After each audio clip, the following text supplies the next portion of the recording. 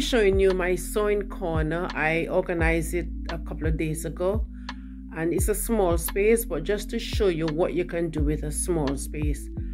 Over here where I have my threads, these are some racks that I bought, and I decided to organize the threads, you know, so that it's easy for me to reach, and also have them organized in a way that is neat.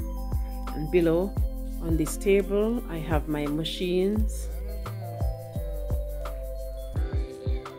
right? So I have that overlocker,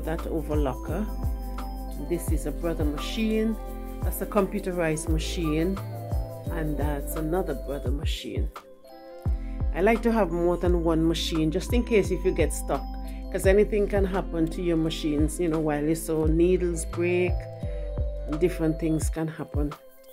So it's always good to have a spare. All right, on this end is where I have all my boxes, my folders, my fabric and different threads, and buttons and pins and different things I have on this end. Okay, and this table is where I have my crooked machine, my laptop, the crooked press, and my iron. And that's it really. If I go back, you'll see, and under the table is some other boxes that, you know, that's the best place I can put those.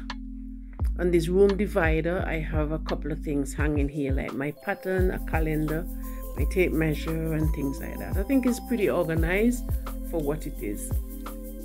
So just to show that you can organize a small space to suit you, you know, where you don't have to have it all jumbled up and things like that. Right, this is a beanie hat that I did a couple of days ago.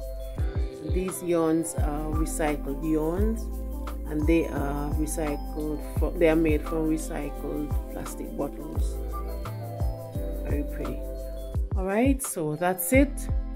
Please like and subscribe if you haven't done so already, and I'll see you in my next video.